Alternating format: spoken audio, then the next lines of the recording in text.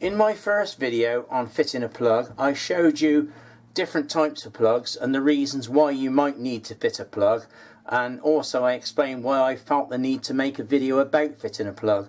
So I won't go into any of that now. If you want to know about plugs and the reasons for fitting them, then it's better to watch, I assume you already watched the first video in this series. This video is intended primarily on how to fit the plug. Now you'll see in front of us we've got a range of tools that are needed for fitting plugs, but to be fair, you don't need any of these, and I'm going to remove them. I'm going to show you them what you can do with them a bit later on, but first of all I'm going to show you what you need to fit a plug. Essentially, you don't need any of these things. You can manage it with this. You will need a screwdriver. That's a plain slotted screwdriver, which will cope with most plugs, almost every single one. There's also a POS drive or Phillips headed screwdriver, and some of the plugs, as you can see in this one, do have Phillips heads or POS drive heads, but nearly all of them do also have a slot across it, so you can use a plain screwdriver as well as a Phillips. So if you've only got a plain screwdriver, you can do the job perfectly well with that.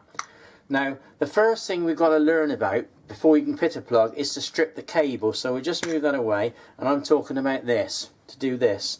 Now, to get to the cable, you've got to strip the outer covering, because you're going to be presented with a piece of cable like this.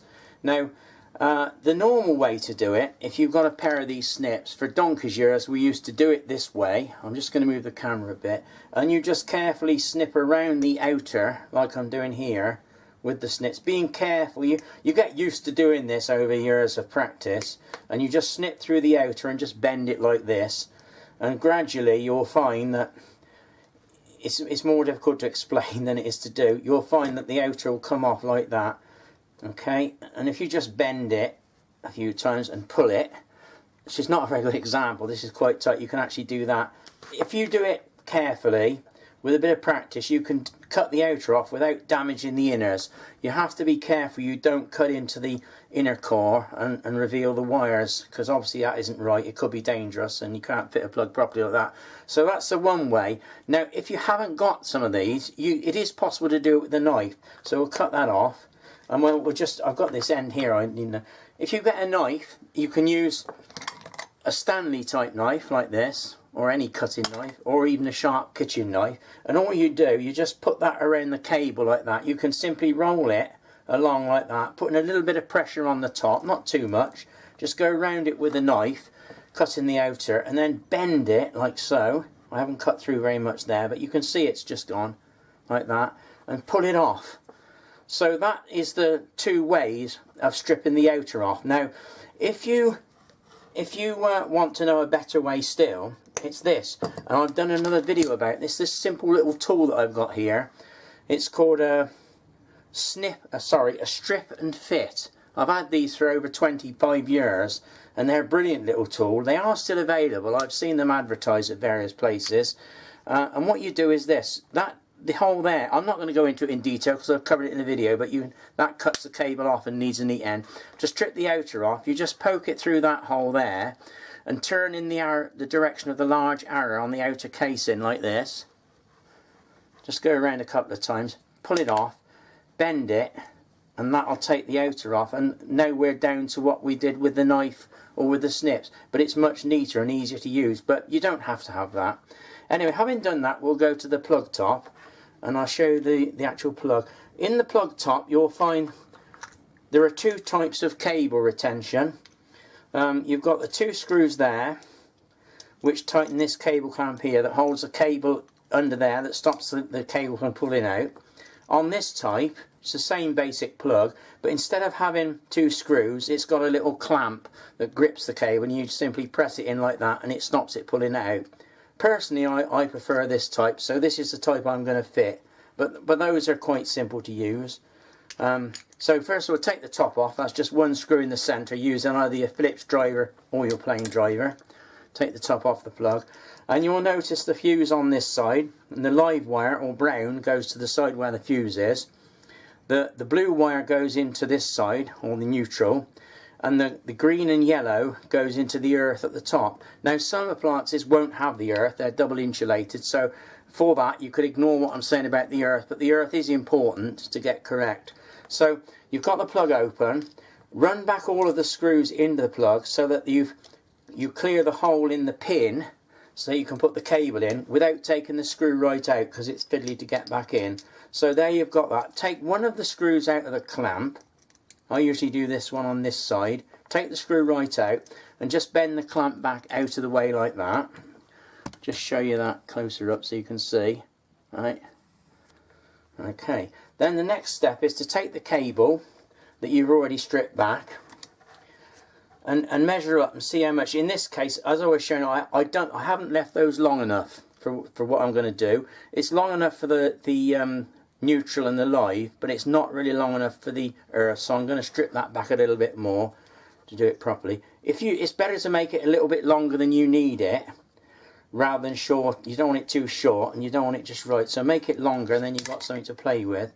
I'm just taking that off, get a little bit more of the cable. Now take your cable and hold it up to the plug and just look at it and see how much you're going to need. You need to get that outer sheathing as far as you can into the plug as is practical, so that this cord clamp has got something to grip on, but don't do it up at the moment. So we're going to look at the live first. I hope you can see this. I'm going to move in a little bit closer. The live's got to go in there and you want that as close as possible to it. So I reckon you need about 1/4 of an inch of the insulation showing, then the cable. So what I'm going to do is chop this off, leave about 1/4 of an inch of the insulation and then allow about that much. I'm going to use these snips to pull that off like this. You could use a knife if you're stuck, revealing it like that, and then give it a twist with your finger. I've left it long like that, you don't need that, and then bend it over so that it's doubled. And that's the live done. And now you can, I'm not going to screw it in at the moment, but just make sure it fits. That'll fit up in there like that. You can leave the fuse in place because it holds a pin there. So that's the live done. I'm going to take it out in the moment. Now for the neutral in this plug, you need it a little bit longer, say about 1/2 inch of insulation. So again, there's the insulation up to there, and then cut off about there like that. And I'm going to use a different tool this time, wire strippers. There you go. Twist it, bend it over with your fingers like that, so you've got another neat piece. That's the neutral one. Okay, and then when you're fitting it in, you can pop that in there first, do that screw up, then put that live one in, do that up. But I'm going to do the earth next. Now for the earth, you'll notice it's a lot longer, and there's a reason for that, which I'm coming to at the moment. I'm going to leave that one that length. So I'm going to strip it back. There we go. Twist it, same as the others, make it a bit thicker. You notice the earth is much longer. Now I'm going to wire the plug. First thing I find the easy, you don't have to do it in this order, but I always find it's easier to pop the neutral in first. Make sure it goes right through, but don't have it sticking out too far, and make sure when you do the screw up you don't trap the insulation rather than the inner cable, because if you do you won't get a good connection. It could arc and it possibly won't work. You don't need to do it too tight at this stage. Just pop it back in and then do the same with the live. If you find it easy, you can take the fuse out and separate this, but it's easy enough to do it this way. Just poke it into the little hole there, like so, and then do that screw up. And the same with the earth. Pop the earth in. Again, you can pull a pin out if you wish. And there's the earth.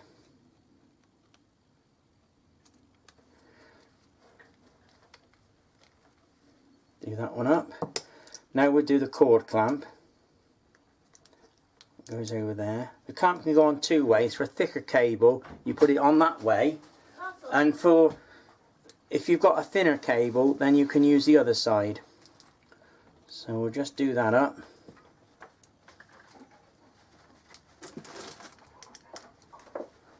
Doing the clamp up. There's the clamp done up. I will tighten it up a bit more in a moment. Now one thing you'll notice on this is, I'm going to move the camera a bit more. you'll notice that although the neutral and live wire are fairly tight and short, I've left a loop in the earth wire, and there is a reason for that. And that reason is this. The way I've wired this, if one of this cable should get yanked and pulled out, the first wire that will come out will be either the live or the neutral, and the appliance will stop working. So the user will investigate and look in the plug perhaps, or check the fuse, and they'll see that the wire is pulled out and they'll know. However, if you wire it the other way round and the earth is the tightest lead, it's possible that you could pull the wire out, the earth will come adrift, but the live and neutral will stay connected, and that's dangerous because the user will be unaware that the earth has come out, because the machine or appliance will still work fine without an earth. But if a fault did develop on it and it needs an earth, then it will be very dangerous and you could get an electric shock.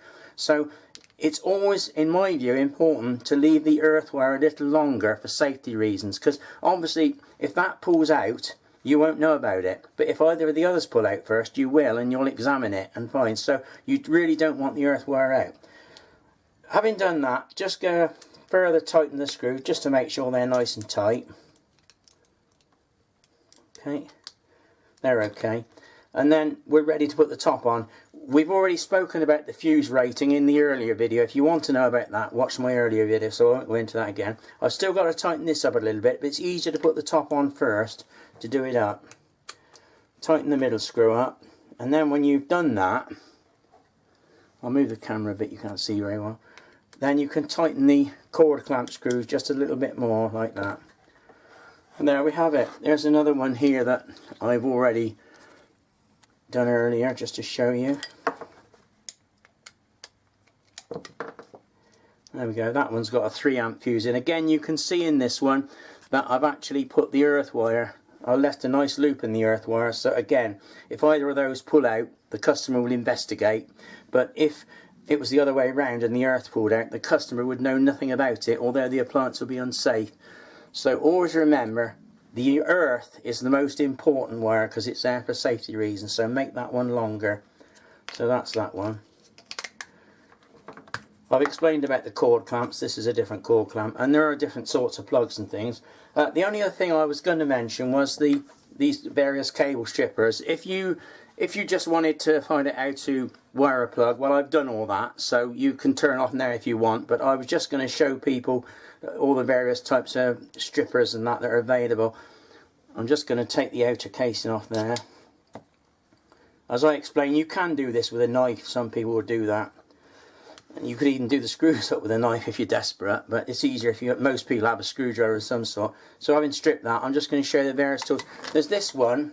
This is a cable stripper. These are old-fashioned, but they're quite good. You just pop it over the cable, give it a yank, and there's the job done. So that's one type. There's this simple type. This is made by a firm called Bib, B-I-B. I don't know if they're still in business, but it's the same sort of principle. Just do it like that. You can adjust it with a little cam on the handle for thicker or thinner cables. And then you've got another version of that, which is a bit more sophisticated. It has a little screw there that you can adjust, so that you can adjust the size up there, and you just do that. Same job. So that's another way of doing it. Then there's another more sophisticated one still, which has a little knurled screw there for the adjustment. This is quite a useful one. You can just do that, pinch it and pull it off. Or there's the complete wire stripper tool like this. You might have one of these. They're quite cheap to buy. This is actually a good quality one. I've had this for about 40 years. And with these, I don't use it much for wire stripping, but the idea is you can put it through one of these little sections here, pinch it together, and that was not the right section obviously. Say down there, and that does the same job. So that's the other type. Or you can use the traditional wire snips, which is what I normally use, just doing that. They all do the same job. Always remember, leave the cable long enough that you can twist it and double it like that. Don't try putting it in, unless it's a very, very thick cable, don't try making it short like this and then popping that into the thing like that, because it's not, if you look at the size of the hole in there, it's quite large and that's too small, and it's possible that it can easily pull out. So always twist it like so, and put it in like that. I think that's about all for now. Anyway, hopefully you will learn something about how to wire a plug. Bye for now.